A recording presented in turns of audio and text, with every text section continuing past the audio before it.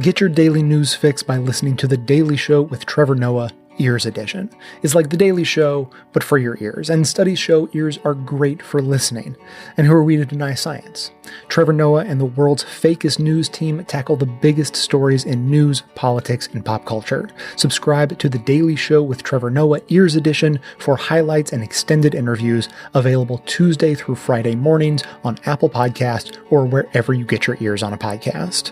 And now, welcome to this episode of the award-winning Best of the Left podcast, in which we shall learn about many of the underlying reasons that healthcare in America is so expensive and how those who benefit from the status quo work to keep it that way. Clips today come from Ring of Fire, a TED Talk by Matthias Müllenbeck, Planet Money, CounterSpin, the Thom Hartmann Program, and Citations Needed.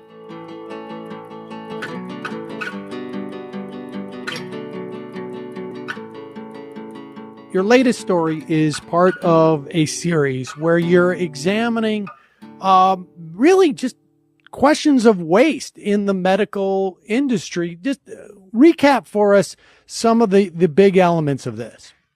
Well, Sam, I'm trying to kind of recast the way we look at all this healthcare spending in this country. I mean, one of the first things to think about is that we spend a lot of money on healthcare, and that's my money and your money and the money of taxpayers, and all the people getting the treatment are the ones who are paying for the care.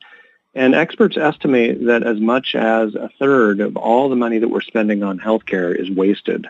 One report by the Institute of Medicine put that number at $765 billion a year wasted. So I've been on a quest to try and identify as many examples of it as I can. Now, we should be clear that when we talk about, and we have the most expensive healthcare in the world, we spend more than governments normally do when they take care of their entire population. That's only part of, or I'd say when they have the majority of the responsibility for paying for healthcare. When we talk about waste, like, is this, I mean, just put that in context. Like, when we say waste, is someone making money off that waste? Or well, is it I mean, I'm looking at it from the point of view of the patient or the people paying the bills. And this is money that, experts would say does not need to be spent. So from our perspective, it's waste. But of course, this is also the money that's fueling the profits and the revenue of the industry. So for the drug companies, this is their revenue. For the hospitals, this is their revenue. So, the industry doesn't see it as waste, but I'm looking at it from the consumer side, and it is wasted spending. So we're looking at it from the perspective of how much health do you get for your dollar? And if 20 to 30% of that dollar has nothing to do with your health, but has to do with procedures or has to do with just ways of doing business or ways of marketing or whatever it is, then it's a waste from our perspective. And ultimately, there has to be some other entity involved in this process to curb the waste, right? Because there's, for instance, you and I spoke about the expiration of drugs and how there is a lot of reason to believe that when we looked at that the drugs, certain drugs can expire, and they don't in any meaningful sense of the word. But others certainly have much longer times in which they are effective, and that drugs can't necessarily turn dangerous. From our perspective, I mean, there's no manufacturers out there who are going to say like, "Hey, we heard Marshall Allen's piece, and we have decided to change our business practices." Yeah, we decided that, you know what, we are selling too many of these drugs, and you shouldn't be throwing so many of them away. It's unlikely that's probably going to happen on its own. That reminds me of this current story I did, really looked at the way eye drops are too large for our eyes, and vials of cancer drugs are much larger than they need to be. And in both cases, that results in a lot of wasted liquid medicine that's costing us a lot of money. But with the eye drop example, it's particularly interesting because, your eye can only hold a certain amount of liquid in it. And they make eye drops. Many eye drops are 2 or 3 times bigger than what your eye can even contain. So when that liquid runs down your face or you have to wipe it off your cheek after you put in an eye drop, it's not because you missed. It's because the eye drop is probably just too big for your eye. So back in the early 90s, the drug company Alcon created what they called a micro drop. It was a small eye drop that was able to, eliminate any waste. It worked just as well as the bigger eye drop. This was for glaucoma. And it was less irritating because it was a smaller drop, so it had less irritant in it. And the drug company ended up doing a study showing that it was effective, showing that it would reduce waste. But when it came to bringing it to market, they decided not to do it because they were concerned about how it would affect their profits. And so this is going back to your point about, is the industry just going to change itself? They're going to do what they're incentivized to do, and what they really want to do is bring in revenue and make money. And, when patients and consumers don't even know about all this waste, it's pretty hard for us to say that it needs to stop. So, all right, and certainly the waste comes in a lot of different ways. Let's walk through this, because we can also have like a procedural waste too, right? I mean, sure. So, there's so many different examples. I mean, I looked at some different ones in this series. Like with procedures, I didn't dig into that in this particular series of stories, but a lot of the operations that are performed are not necessary. A lot of the stents that are put into people's hearts or vascular stents that are put into people's legs, they find that those are unnecessary. Looking at screening, I mean, a lot of mammograms are not necessary. The PSA test for prostate cancer has now, the recommendations are that there's not evidence that shows that it's more beneficial than it is harmful. But there's still lots of doctors out there recommending PSA tests. And these have different recommendations for different age groups. I recommend people check out the U.S. Preventive Services Task Force, because that's a group of volunteer experts who review the evidence for screening, and then they show which ones are recommended based on evidence and which ones are not. In my stories, I looked at, one of the stories looked at the perfectly good things, brand new, unexpired, in their original packaging that hospitals throw away. So I went up to a warehouse in Maine where it was filled, a 15,000 square foot warehouse filled floor to ceiling with pallets and shelves of hospital supplies and hospital equipment. I saw one pallet of boxes of sutures, and each box of sutures cost a couple $100s. I mean, these are very specialized stitches that are used in the operating room, and there were pallets of them just having been discarded from a hospital. I looked at drugs being thrown away in nursing homes. Nursing homes prescribe drugs to patients, and then the patient has the drug discontinued. It's in a sterile package. It was dispensed by a pharmacist. They just take those, pop them out of the sterile packaging, and flush them down the toilet. But in some states, like Iowa, they send them back to a pharmacist, and they redistribute them to uninsured patients who can't afford their medication.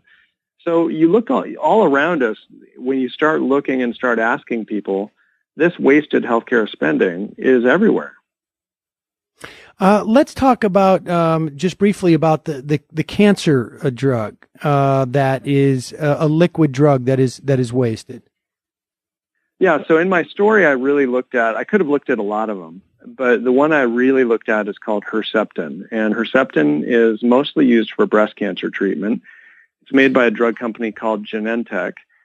And up until earlier this year, it was dispensed in a multi-use vial. That just means that it was a larger vial that could be used by more than one patient. And that way, there wasn't as much waste associated with it, because if one patient didn't use the whole bottle, they could use the rest of the drug for the next patient.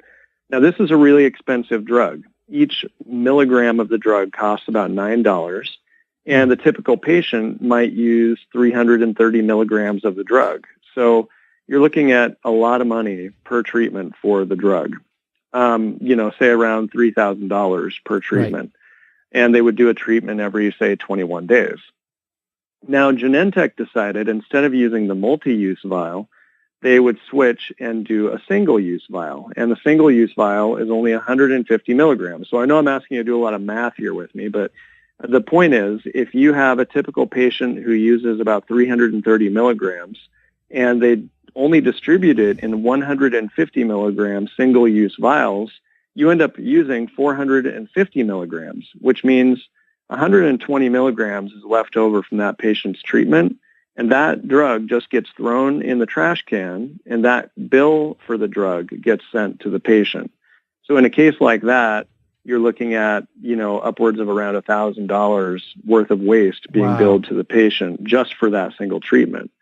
And so when they made this announcement, the cancer care community went bananas. I mean, on message boards online, pharmacists and cancer care people around the country were saying, how can they do this? Don't they know that making this change is going to lead to an incredible amount of expense just in wasted medicine being billed to patients?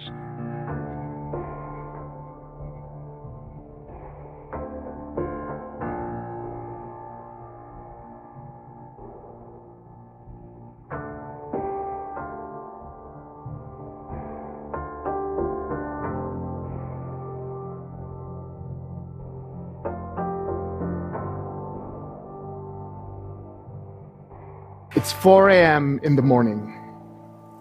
I'm waking up in a Boston hotel room and can only think of one thing: tooth pain. One of my ceramic inlays fell off the evening before.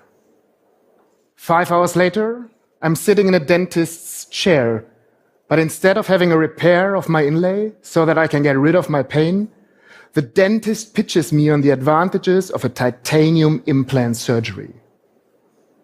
Ever heard of that? It essentially means to replace a damaged tooth by an artificial one that is screwed into your jaw. Estimated costs for the implant surgery may add up to $10,000. Replacing the ceramic inlay I had before would come at $800. Was it my health or the money that could be earned with me that was the biggest concern for my dentist? As it turned out, my experience wasn't an isolated case.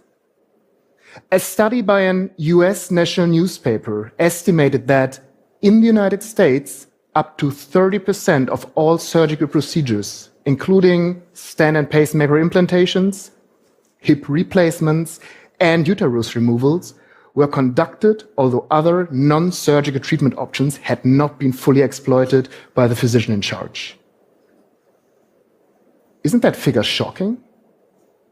Numbers may be slightly different in other countries, but what it means is that if you go to a doctor in the US, you have a not insignificant chance to be subject of a surgical intervention without being in immediate need for it.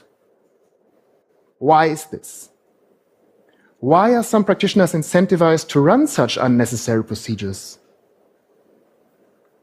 Well, perhaps it is because healthcare systems itself incentivize in a non-ideal way towards applying or not applying certain procedures or treatments.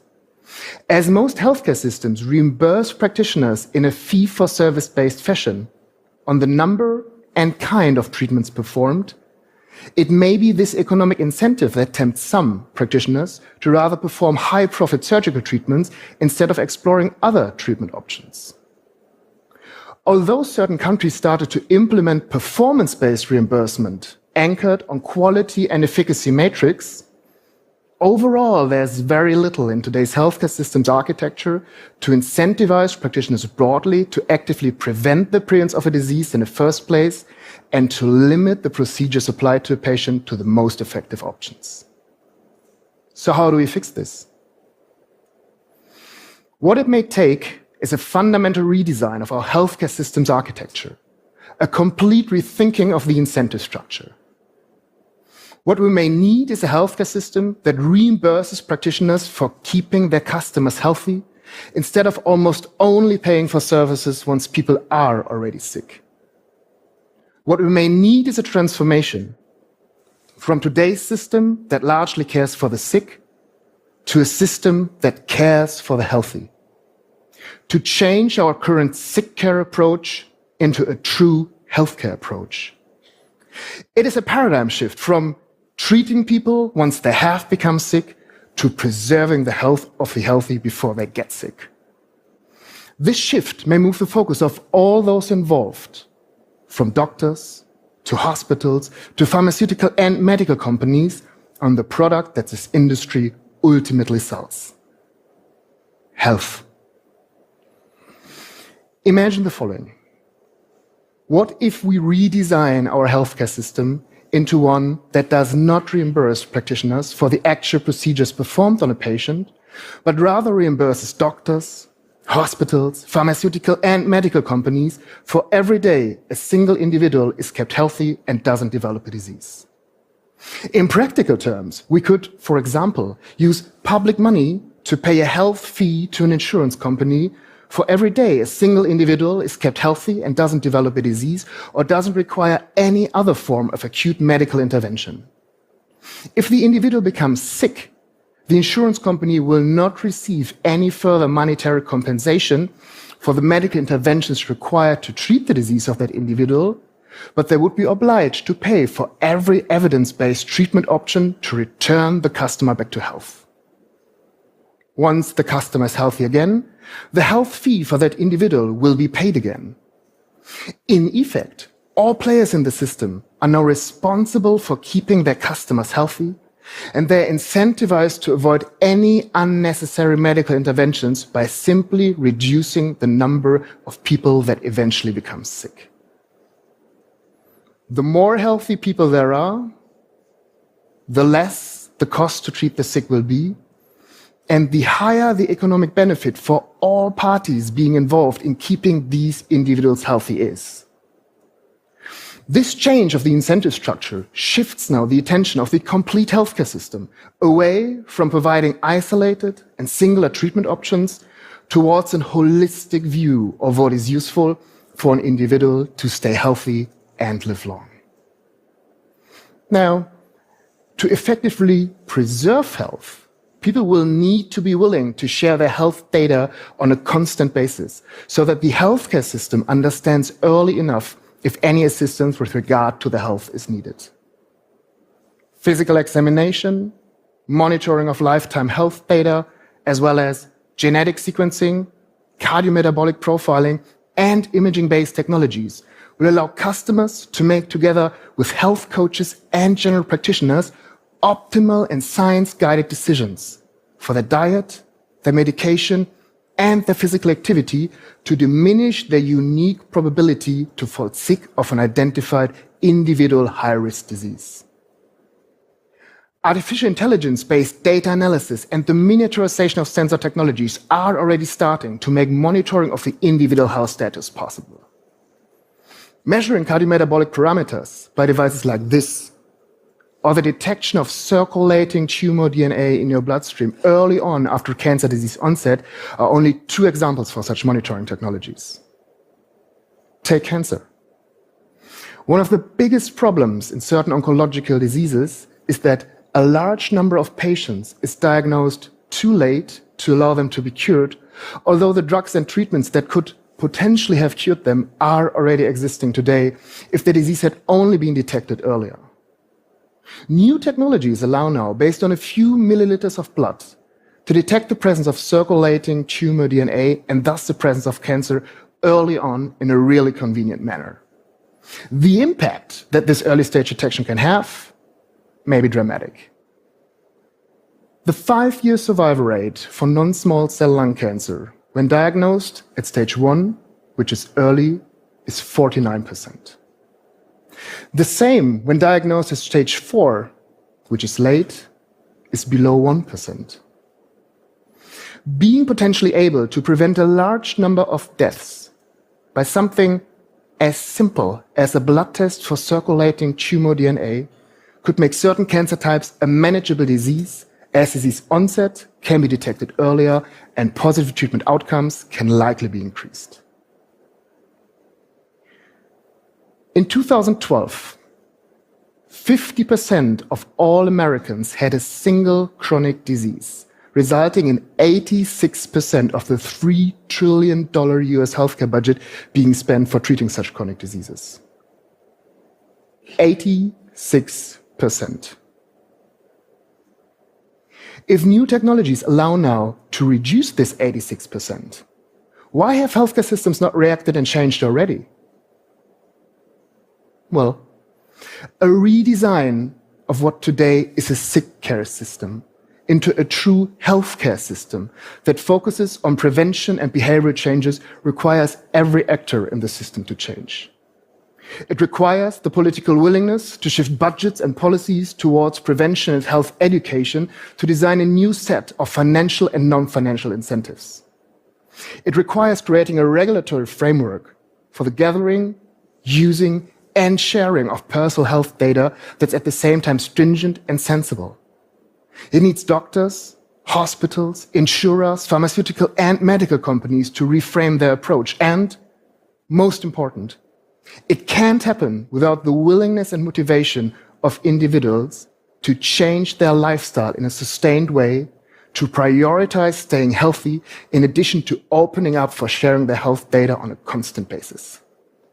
This change may not come overnight, but by refocusing the incentives within the healthcare industry today to actively keep people healthy, we may not only be able to prevent more diseases in the first place, but we may also be able to detect onset of certain preventable diseases earlier than we do today, which will lead to longer and healthier lives for more people.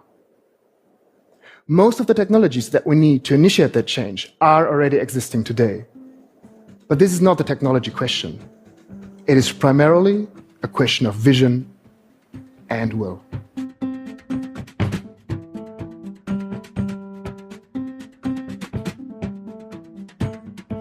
Today's episode is sponsored by Warby Parker, pioneers of a new concept in eyewear, contemporary eyeglasses that are extremely affordable and fashion-forward, combined with a free home try-on to try out your new frames before you buy. I found the shopping experience to be top-notch. I was really glad, frankly, that Warby Parker came knocking, because I've needed a new pair of glasses for a couple of years now. I started out with their online questionnaire that helps narrow down their selection to just the ones that fit you, both physically and style-wise. From there, you can favorite all the ones you like online and, ask the people around you who are actually going to have to look at you which ones they like, help you narrow it down to the final 5. And this is the best part. They'll ship those 5 frames to you to try on, get a real feel for them, ask your friends, family, colleagues, and mailman to all weigh in on your new look. And you can keep them for 5 days, no obligation to purchase, and then use the free prepaid return shipping label to send them back. According to Warby Parker, it's so easy, a dog or cat could do it, so keep an eye on your pets to make sure they don't get carried away ordering eyewear or anything like that. Now, if you, like me, find a pair that you like, the next step is simple. You choose your frame, you add your prescription, and order. Glasses start at $95, including the prescription lenses, which also include anti-glare and anti-scratch coatings. Plus, for every pair purchased, a pair is distributed to someone in need. To give it a try and to let them know I sent you, visit warbyparker.com/best to begin your free home try-on experience today. As a bonus, if you have an iPhone 10, you can use the new Find Your Fit feature in the Warby Parker app that uses the iPhone 10's True Depth camera to map and measure key facial features and recommend about a dozen Warby Parker frames that are likely to best fit your face. So again, get started today at warbyparker.com/best, and to make it easy for you, I've included that link in the show notes.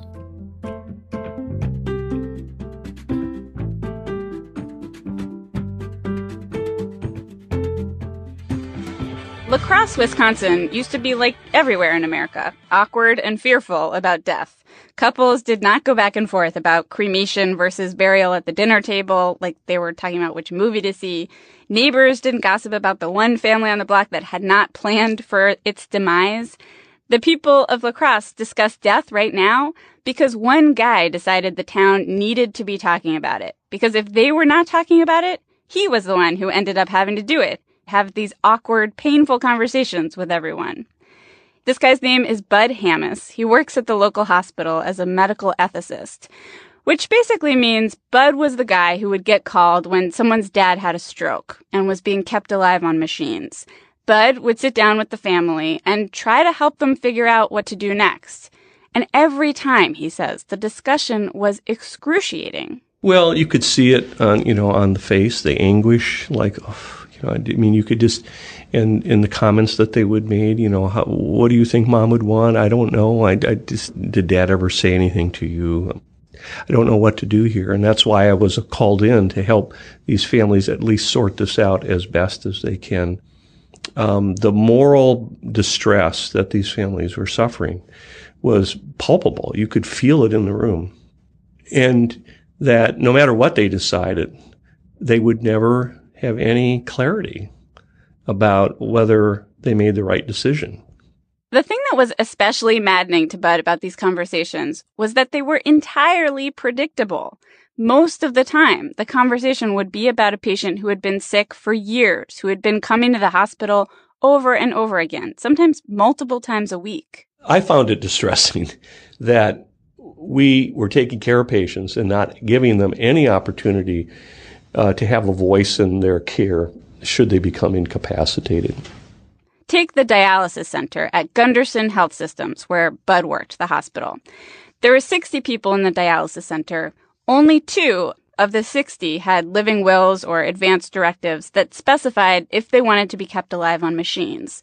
And for the people in the dialysis center, this was likely to be a real question, potentially in the near future. So that's where Bud started, in the dialysis center. He started with the nurses. He gave them all training on how to ask every person to complete an advanced directive, how to sit with patients and go through questions like, if I have a stroke, do I want to go on a ventilator or not? If I can't do this or that, do I want to stay on dialysis? So the nurses all got trained. And then a month went by. Not a single nurse asked a single patient. It was just too scary. So Bud asked one brave nurse to be the first, to be the model for all the other nurses and show everybody this was not going to be a big deal. The patient would be open to it. And Bud watched what happened. So the nurse assigned to this responsibility approached the patient, and the patient started to cry. And her response was, I don't think I'm ready to have this conversation. So the nurse did the right thing and said, well, that's fine. If you change your mind, let us know, and then we can have the conversation. It didn't seem like a success at that moment, but eventually the patient did come back to the nurse and said she was ready. And other nurses started to be ready too. They started asking patients. And actually the other hospital in La Crosse asked Bud to come and work with the nurses there to train people how to talk about end-of-life care. Verona Lockman, a nurse in the general surgery unit at Gunderson, the hospital where Bud works, she told me she had to practice saying the words to herself over and over again before she could finally approach a real-life patient. And then she did. And one of the surgeons came up afterwards and said, I don't want you talking about advanced care planning with my patients before they have surgery. Like, it's like they're going to die, and I don't want them thinking and it was nothing like that. But a lot of people struggled with that. That, of course, is the whole point. It's difficult to talk about. So the more you talk about it, the more routine the question is, the more comfortable it is to be asked. And in La Crosse, you were asked again and again and again. So, Debbie, you're going to have surgery. And what are you going to have done? Hysterectomy. Yep, that's what we have here, too. And who's your doctor? Stevens. Dr. Stevens, okay. Debbie Thurston is in her 30s with red hair, a red face, red sweatshirt. She's not sick, but she will be asked if she wants to fill out an advanced directive here during her pre-op. So have you ever done anything like a living will? No, I haven't. No, okay. Debbie says she's not interested right now. Tomorrow, if she becomes interested, she'll have another opportunity. She'll be asked again when she comes in for her surgery. Debbie actually tells me the last time she had a procedure at the hospital, someone left the paperwork by her bedside. Every time I come to the hospital, they ask me. I just haven't done it. Uh-huh. And what do you think when they ask you about it every time? That's a good thing. I just don't. I like to think I'm young and I'm not going to need it. Even though Debbie is saying no right now, she will almost certainly fill out the paperwork before she dies, which hopefully will be many years from now. But if you think about it, 96% of the people who die here have one. Imagine how many more times Debbie will be asked. All that nagging eventually leads to follow-through. In lacrosse, even if it takes you until you are actually confronting a life-ending illness to take a look at these questions, it won't be the first time you're considering them. It won't be the first time you're thinking about all the choices you have to make about the way you want to die. Make yourself at home. Okay. Beautiful morning, isn't it? Yeah, it's gorgeous. Cool out there, though, I bet you, huh? Glenn Müllenbeck is a cheery 81-year-old farmer sitting on his favorite recliner at home, and he's dying. Glenn's prostate cancer has spread to his bones. He's in hospice. A nurse from the hospital, Laura Weidman, is here to help him fill out his advance directive. Glenn's wife, Jenny, is flitting about, showing Laura, the nurse, pictures of every one of her 27 grandkids. And Laura, the nurse, masterfully guides Jenny to a chair next to Glenn to have a conversation Jenny clearly does not want to have. You know, when people have a chronic illness like you have, sometimes complications can occur. There could be a point where you might not be able to speak for yourself. Jenny, Glenn's wife, is sitting on the edge of her chair, rocking back and forth. Her head is turned sideways, away from Glenn and Laura. Her eyes are locked on a window. And Laura, the nurse, is mostly talking to Glenn, but it's by design that his wife is here too. It's impossible for her to cover all the scenarios under which Glenn may die, so the more specifics she can get from Glenn, for his wife, Jenny, to hear him say, the better. So Laura, the nurse, starts ticking through some options listed on a stack of paper. She starts, okay, if your cancer spreads and you reach a point where the treatments will extend your life by a few months and the side effects are pretty serious, would you want them to continue to do all of that, or would you say, no, stop? Stop. Okay.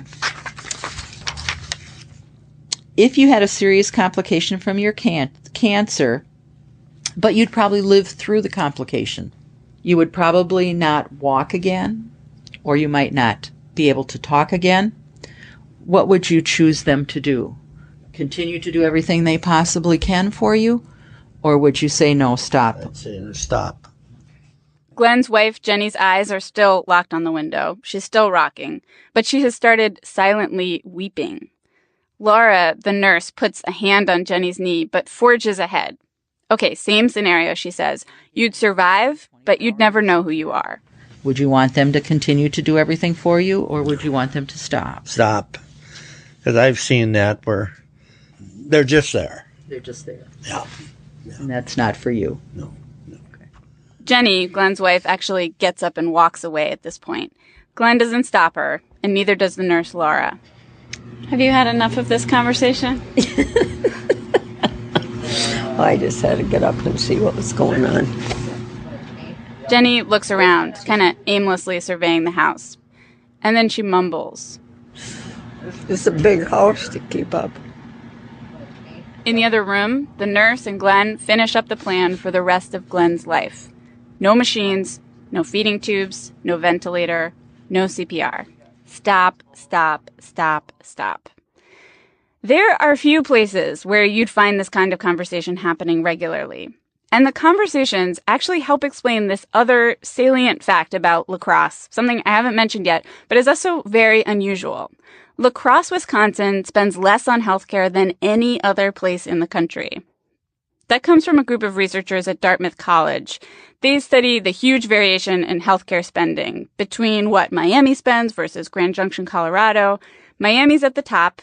La Crosse, Wisconsin is at the very bottom of the list. Of the 306 regions in the Dartmouth data, La Crosse spends less on each person on Medicare than anywhere else in America. That's not only because of these conversations about death, but it's a big part of why.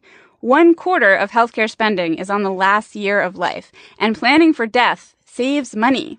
Because most people are like Glenn. When asked ahead of time about their dying days and how they want things to go down, they say, stop, stop, stop, stop. Here's Jeff Thompson, the CEO of Gunderson Health System, the hospital where Bud Hammis works.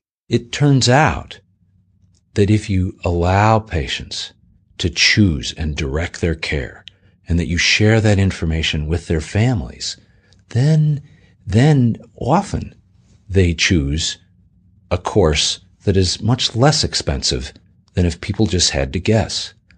Bud Hammis and Jeff Thompson are panicked that I am going to make it sound like this is why La Crosse has its advanced care program. So let me clearly say here, it is not. In fact, if you're Jeff running a hospital, this doesn't make any sense. Hospitals get paid for doing things. There's a billing code for a hysterectomy, for a hip replacement. There's a billing code for aspirin. There's no billing code for advanced care planning. How do you pay for that program here? Well, I really can't answer that because that is not a good sign of a CEO, because of course we lose money on this program. This program makes no economic sense for anyone taking care of Medicare patients on a fee-for-service basis. So Jeff can't bill for it. It does save money to do this kind of planning, but it saves Medicare money. It saves insurance companies money, not Jeff. 1/4 of healthcare spending is on the last year of life. That's spending that goes to hospitals and doctors. For us, we spend money on a program that ultimately will decrease our revenue stream. That robs you of money later. Right. But it's clearly the right thing to do. That is a lot of money, though, that you're leaving on the table. Yes, you're right. Jeff says they do it because it's the right thing to do for patients. And frankly, he tells me, I wasn't here at Gunderson when they started doing advanced care planning, but if I tried to take it away now, he says, the community would revolt. This is just how we do things. Still, you can see why most hospital CEOs may find a program they'd have to run for free that would almost assuredly reduce one of the hospital's largest revenue streams. You could see why they might find that unattractive. But still, there must be someone in Washington who would try to push through an idea that is relatively simple to implement and proven to save money, right? This is the thing Congress and president after president has tried to do, reduce healthcare spending. You'd think there'd be someone who would want to make this happen, right? Well, there was. You might remember in 2009, the phrase death panels was in the news a lot. That year, Gunderson, the La Crosse hospital, helped write something for the health reform bill that would pay people for doing advanced care planning with patients. And this is what happened. Bureaucrats who will ration care if the bill goes through as Obama wants it to go through. Yes. Governor Sarah Palin warned that the government was going to start rationing care and was going to decide who could get care and who could not. It was wildfire. Our senior's going to be in front of a death panel. Pulling the plug on grandma or denying her care. Sarah Palin has rocked them with that one because she's dead right. They are death panels. It's weird. The fact that end-of-life planning could save money, you'd think that would have popularized the approach in a country where 1/6 of the economy is healthcare spending. But in 2009, it was actually probably why it did not become more widespread. It was a bug, not a feature.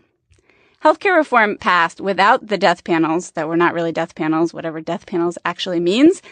But the law did include financial rewards for hospitals or physician practices that could figure out how to reduce spending on their own.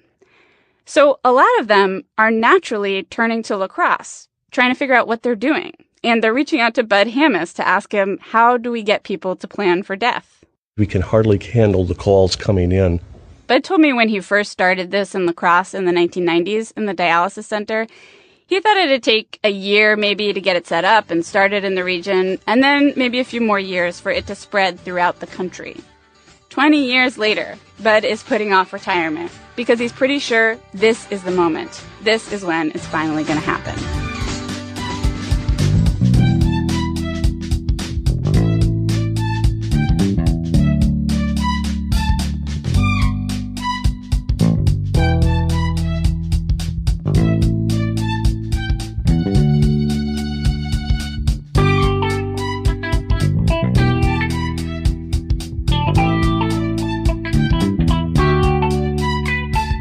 You may have seen the headlines. Study, Medicare for All projected to cost $32.6 trillion, said ABC News.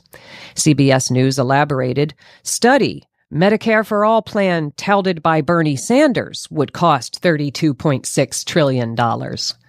Medicare for All, a federally funded universal health care plan, championed by Senator Bernie Sanders and others, has become a key issue for progressive voters evaluating Democratic Party candidates for the 2008 midterms and the 2020 presidential race. The plan would provide coverage for the 40 million currently uninsured in the U.S., a gap that's estimated to cause tens of thousands of deaths annually. But, as Justin Anderson reports for Fair.org, it has received no shortage of negative coverage in the media, all revolving around a question unasked in other contexts. How are we going to pay for it? It's in this atmosphere that a new study emerges from Charles Blahous at the libertarian-leaning Mercatus Center at George Mason University. Blahaus's study projected that Sanders' Medicare for All system, assuming it was enacted in 2022, would cost the federal government $32.6 trillion in excess spending over the course of 10 years. And, as noted, it wasn't just conservative media that leapt on that scary-sounding number. But whether at the National Review or Time magazine, the headlines missed a central point in Blahaus's study. In terms of total, federal, state, and private spending on health care, the Medicare for All plan is projected to cost trillions less than projections of spending under the current U.S. healthcare system. True, a cursory glance at Blahaus's study wouldn't show that. He obscured his own findings by not displaying the 10-year totals for Medicare for All cost savings in his tables. As Matt Brunig, head of the People's Policy Project, pointed out in Jacobin, adding up all the values for Medicare for All savings from 2022 to 2031 in Table 2 of Blahaus's study shows that enacting the plan would save $2.1 trillion in national health expenditures over that period. It's as if Blahaus saw the results of his data and didn't like them, so he just decided not to publicize them in his table. And outlets like Axios followed his lead. The site's write-up contained the following at the bottom of its worth noting section. Quote, all told, Medicare for All would actually slightly reduce the total amount we pay for health care, but the plan would increase the share of that cost paid through taxes rather than through insurance premiums or out-of-pocket. Close quote. And there's the rub. Medicare for All would amount to net savings on overall healthcare spending, besides the evidently ancillary matter of guaranteeing healthcare coverage for every American. But the Mercatus Center, funded primarily by conservative billionaires Charles and David Koch, and all the publications making a fuss, are much more interested in the conservative boogeyman, taxes. In AP's report, Emory professor and former Clinton advisor Kenneth Thorpe notes pointedly, quote, there are going to be a lot of people who'll pay more in taxes than they save on premiums, close quote. Those people will certainly be at the top end of the income scale and not the ones currently deciding between going to the doctor and paying the rent. Some publications, largely but not entirely progressive ones, including Common Dreams, Vox, Business Insider, and Vice, did not naively parrot the Mercatus study's price tag. They pointed out the large cost savings of Medicare for All implicit in the study's findings and the benefits of universal health care coverage from an ethical as well as an economic perspective. But the fact that a single study by a think tank with an anti-tax agenda could so easily frame news coverage on healthcare shows just how powerful the myth of fiscal responsibility can be.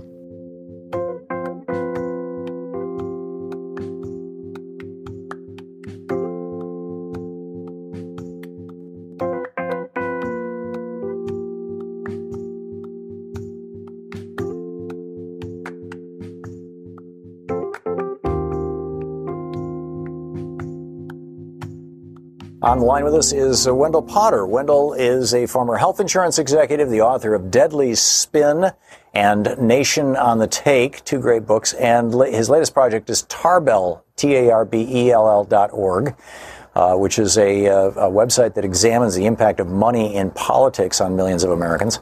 WendellPotter.com, the website, and of course Tarbell.org. You can also tweet him at WendellPot or at Tarbell.org. Wendell, welcome back to the program. You write in this piece over at Tarbell.org, one of the reasons I quit my job, you were one of the senior executives at one of the big 5 health insurance companies. One of the reasons I quit my job was because I could not in good conscience be part of what we in the PR trade referred to as an FUD campaign, one designed to create fear, uncertainty, and doubt about something. My former colleagues and I were very effective creators and implementers of FUD or FUD campaigns. We carried them out whenever any kind of healthcare reform was being proposed that might lead to shrinking profit margins. You want to speak about that and how the health insurance and the pharmaceutical companies appear to be putting together an alliance to scare the bejesus out of Americans about Medicare for all? Well, they really are. And this is because, and I saw this coming because I saw something similar developing 10 years ago when I was still in the insurance industry. We worked very collaboratively at that time with the big hospital chains, the for-profit hospital companies, the drug companies, the medical device manufacturers, because the one thing that all of them and the insurers want to try to do is to preserve the status quo in our healthcare system. It's very profitable for all of them. And they know that a Medicare for all type system would threaten profits, some more than others, of course. And they don't want that, nor do the shareholders want that. So they teamed up then, and they clearly are teaming up now to do what we did back then, which is to mount big campaigns, PR and lobbying campaigns, advertising campaigns, to get people to fear a single-payer Medicare for all type system. And we're, at least I'm beginning to see exactly how this is taking shape. And that's what I wrote about for that piece you cited. And we at Tarbell are going to be monitoring and writing about on a regular basis to make sure that people are aware what's going on. They're going to be spending enormous sums of money, hiring big PR firms and advertising firms to mislead the public. Yeah, and then it's also making its way into political campaign ads. It looks like the new generation of Republican campaign ads are mostly going after Democrats who are in favor of Medicare for all and saying, oh, it's a $32 trillion expense over the next 10 years, failing to point out that if there was no medical inflation, we would only save $3 trillion over the next 10 years. But if the medical inflation that is expected, that is projected by the U.S. government itself happens, we would be looking at $49 trillion in healthcare expenses over the next 10 years, compared to $32 trillion if Medicare for all is put into place. They are lying through their teeth, Wendell. Tell us about this strategy. You said you see this strategy emerging. Tell us about it.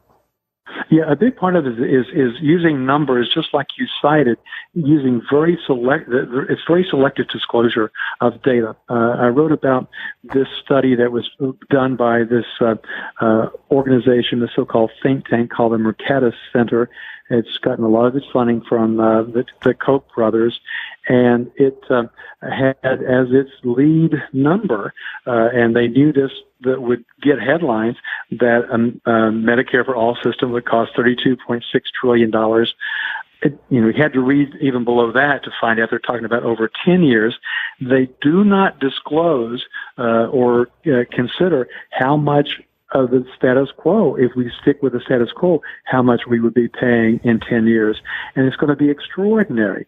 They want to obscure the fact that the current system is just simply not affordable for most Americans, including most American businesses. But this is exactly one of the elements of the FUD campaign. The whole idea is to get people to have second thoughts, to see that number and to be very afraid. When you have a number like that in isolation, people will think, wow, that's more than I ever would have imagined, without knowing that the current system would cost so much more. And with a Medicare for all system, obviously, you can bring everyone into coverage. What we're going to be seeing in the absence of that is more and more people falling into the ranks of the uninsured and even more into the ranks of the underinsured. Right, and more bankruptcies as a result of healthcare expenses, something that doesn't happen in any other developed country in the world. I mean, literally, we're the only country in the world. I was watching an ad on TV over the weekend for Danny Thomas's Shriners Hospital, or not Shriners Hospital, the St. Jude Hospital, which is just a wonderful thing. Researching cancer in kids and providing free health care to kids. And about halfway through the ad, it suddenly, which is a very emotional ad, showing these wonderful little kids who are, dealing with really harsh chemo. And it suddenly hit me, they're asking for money because we don't have a healthcare system that provides healthcare to kids with cancer. How screwed up is that? Right? I mean, that St. Jude ad should be the first piece of evidence that this system is nuts. How would you recommend that Democrats message back against this FUD campaign that your former industry is now launching?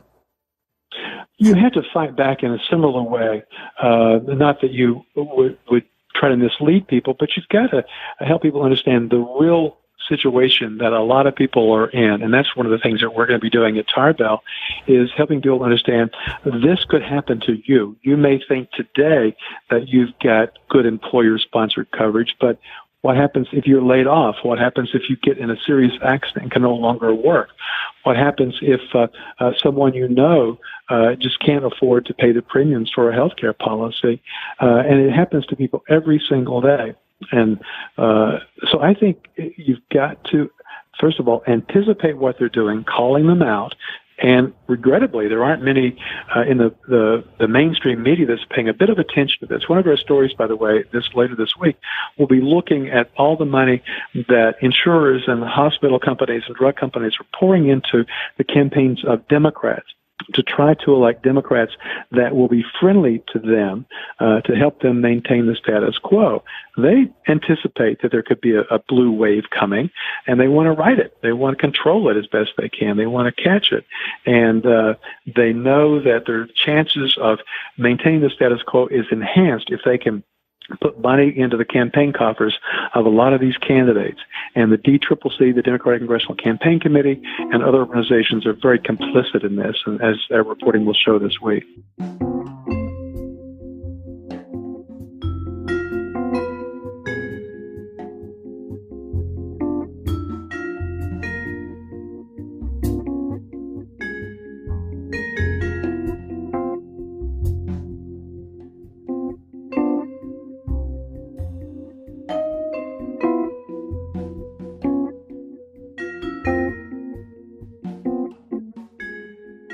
There's a common number that's thrown around now. It's become the kind of like new kind of hot coffee story, right? The trope people just mindlessly repeat that $32 trillion, and it costs $32 trillion. How are you going to account for $32 trillion? So when Randy Bryce, who's challenging Paul Ryan for his seat in Wisconsin, was on CNN, the anchors, they kept repeating the $32 trillion number over and over and over again, 32 trillion, 32 trillion, 32 trillion. It was clear that the anchors were just mindlessly repeating this number that came from the Urban Institute. And it's clear that they had no idea what the details were, because the actual additional taxes were, as such, were not actually 32 trillion. I think it was like 17 or 18 trillion. When you hear these numbers kind of bandied about and then having guests get scolded on cable TV every night, because this is going to come up more and more and more as Harris and others become out in favor of single payer, when they say, where are you going to get the money? And they throw out these absurdly long numbers. Of course, it's over 10 years, but they never mention that. How would you respond to that? It's such a good question. One thing you sometimes hear people say is just, remind people that we're already paying for it. We're already paying more than any other country on the planet for healthcare, vastly more. And so the idea that we have to answer the question, how are you going to pay for it, is kind of crazy. We're already paying for it, and we're paying double what the next closest guy is paying. So if we were to move to a system like a single payer system, we anticipate that the per capita healthcare expenditures are going to come in line with the rest of the, OECD countries, let's say, roughly fall by half. And so we know that we're going to be spending less. We expect that we're going to be spending less. And the question is then, how do you pay for it, quote unquote, on the tax side? And so, what people have pointed out is instead of paying premiums and copays and deductibles and all of those things, and, I have a line item on my pay stub. There's a withholding for my health care. My employer makes a contribution, but I have a withholding. I also have a withholding for FICA. So there's a line that says what's being taken out from my payroll for contributions to Social Security and Medicare. So what if instead of that line item saying, my employer has made this deduction in order to make a contribution for health care, I see the government has made an additional deduction in order to make a contribution. They're calling for health care. Should I really care at the end of the day if the two are, swapped line A for line B. I don't think I should care. The question is the government looking at a so-called funding program that is going to ultimately save me money or cost me money? And I think it's pretty clear to people who have done the work and costed this stuff out that the expectation is that the average family is going to save $4,000 or $5,000 a year on healthcare under a single-payer plan. Yeah, it's so hard to convey, 'cause especially the Republicans are going to just demagogue on high taxes. Well, yeah, because they get to use the tax line. Exactly. So if Right. you do indeed raise taxes as part of introducing all of this, and by the way, it's not clear to me that that's got to be done. Yeah. Because if you think of, the purpose of raising taxes is not to get the government dollars from us that they need in order to turn around and spend those dollars. They spend the dollars first, and then if they want to take some away from us for whatever reason, then they tax some away. You say, why does the government want to take dollars away from us? Well, one good reason would be that they're trying to keep the economy at a high level of activity. We're close to full employment, but without inflation. And if they don't take away enough dollars, we could spend too much into the economy and get an inflation problem. But, if they take away too many dollars, we can't spend enough to get the economy to full employment. So the right way, or the way I think about the tax piece, is how much would taxes need to go up if we moved from the current healthcare system that we have to a single payer system?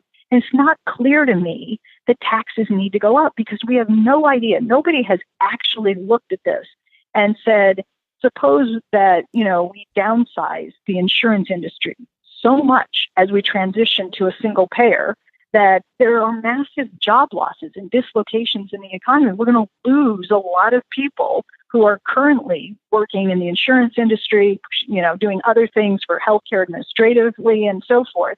Those people aren't going to be doing that work, and that means a drag on GDP. Now, is there going to be enough other economic activity to replace it so that the economy continues to grow? Or might we actually need to cut taxes because, this new program is going to be so cost-saving that it's actually going to take demand out of the economy? I think that's possible. We might, in fact, need tax cuts to pay for single payer.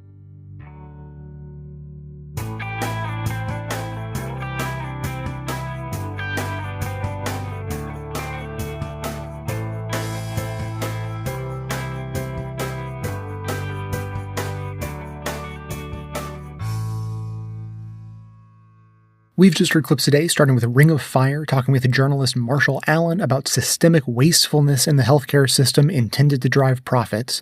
Then Matthias Müllenbeck gave his TED Talk proposing that we turn our healthcare incentive structure on its head and pay doctors to keep people healthy rather than only paying them when people are sick.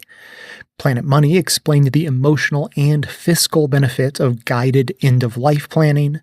CounterSpin explained the Koch brothers-backed study that shows single payer would save the country money on health insurance. The Thom Hartmann program spoke with Wendell Potter, a former health insurance executive, about how corporate healthcare interests are trying to scare people out of universal healthcare. And finally, we just heard Citations Needed, talking with Stephanie Kelton, using modern monetary theory to explain just how affordable universal healthcare really is. As always, you can find links to each of these segments in the show notes for easy reference and sharing. And although we don't have a Midterms Minute segment in today's show, I'd like to urge you to explore our show notes, where we've organized quick links about the upcoming primaries in Delaware on September 6th, New Hampshire on September 11th, and Rhode Island on September 12th.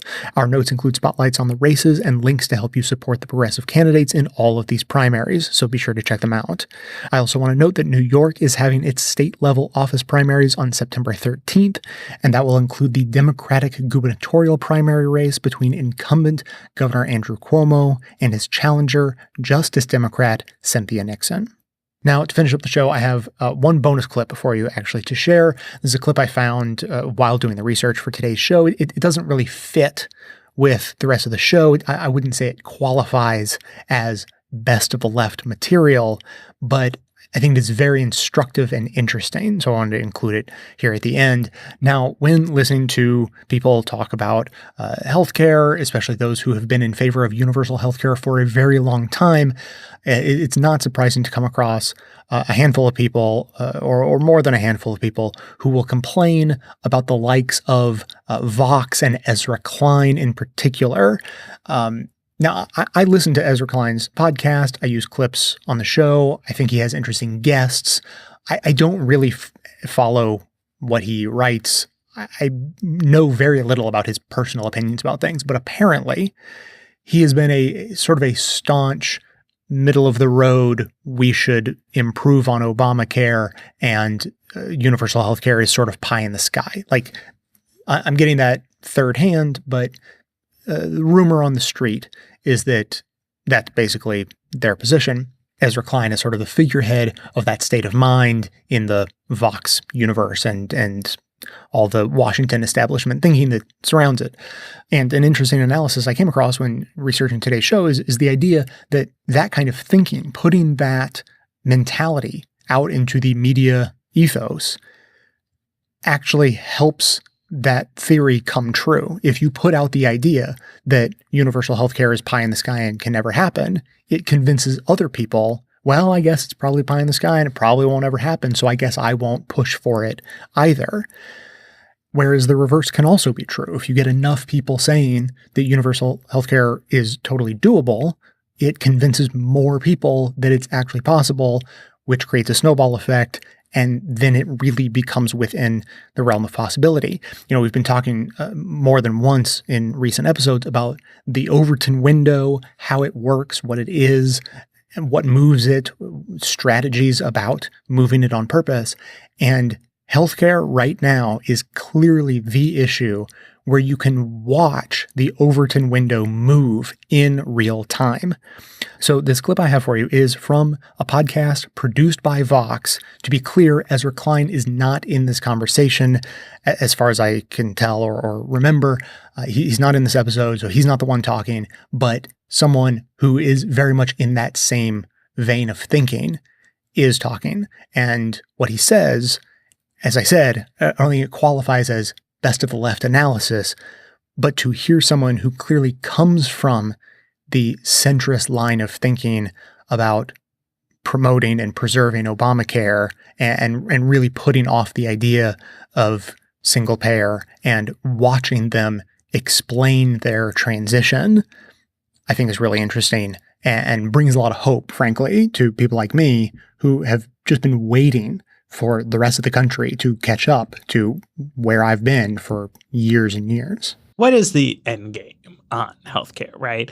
And once upon a time, we had a world where the end game for mainstream Democrats was like tighten up the screws on the Affordable Care Act, right? Which I think everybody acknowledged had not been like handed down on golden tablets by God, but like they thought was pretty good and like had some flaws that should be addressed. They had passed the bill. They had found out what was in it. They were now going to fix it. If they got congressional majority again, they were going to make some changes. But like basically the idea of subsidized, regulated private health insurance markets was one that they believed in, that they hoped as they improved and made better, it would get bigger and bigger and bigger, be more and more stable, and in some long-term trajectory, like take over. Right. Mm-hmm. And instead of it being a small niche for people who didn't have job-based insurance, in the future, like everybody might have Obamacare. Then you had a disempowered left group that was like, no, we should expand Medicare and everybody should sign up to it. And you had conservatives, and I don't know exactly what they thought. But they've come, at least at one point, they were going to repeal Obamacare. Right. Then they didn't. Nope. And now they're wailing away at it. And it seems to me that while they have not killed the Affordable Care Act, they have killed centrist Democrats' policy vision. Yeah. Right? Because it's clear that you cannot have as your long-term vision for American healthcare subsidized, regulated private insurance markets if every time there's a Republican president, they're going to deliberately manipulate the regulatory scheme to make it not work. Yeah. Well, this goes back to what Dara was saying about, it's all well and good to leave all this discretion to the federal government about how to implement this program until somebody takes power who is hostile to the program. Right. So, yeah, no, I think that's true. And so it does leave us in this strange middle ground where Conservatives obviously haven't articulated a health policy vision that they can actually pass. And there are proposals out there about how to try to prop up Obamacare a little more at the margins. But to your point, Matt, I think all of the energy has moved to kind of an entirely different conversation. I've always something that's kind of crystallized for me over the last year or so of following this is that like Obamacare is almost a law without a constituency, except for the 30 million people. But I just want to emphasize that it's not insurance companies, which is like not a nothing stakeholder. Yeah. Well, but I just want to emphasize that it's not just the energy, though, because like part of the dynamic on healthcare as a money issue is like activist driven, right? Sometimes people ask, it's like, why did you change your mind? And it's like, well, like the facts changed, right? And like, in my view, as of 2014, it was perfectly reasonable to say, like, we should try to make this work better. And that would make more sense than like another huge change. Right. And it's like legitimately now not reasonable to have that be your opinion. Right. Because it doesn't work, right? Like Medicare continues to function fine, even when Donald Trump is president, and the ACA exchanges don't. Yeah. And like that's a factual. For your reference, that was from the Weeds podcast produced by Vox. The person doing most of the talking there, I'm fairly certain, was Matthew Iglesias. Just so you know, obviously that clip continues on beyond that point, but that really got to the major point that I wanted to get across to you guys. And I promise I'm not playing this clip or saying anything I'm saying about how I was ahead of the game compared to these guys. Like, I'm not saying it to gloat in any way. I welcome anyone at any time who wants to agree with me. And frankly, I agree with what he just said in that clip, that I think he referenced the year 2014. He said in the year 2014, it was reasonable to say that we should just improve Obamacare, and that it was, pushing too far ahead and having another major change and switching to single payer at that time would have been destabilizing.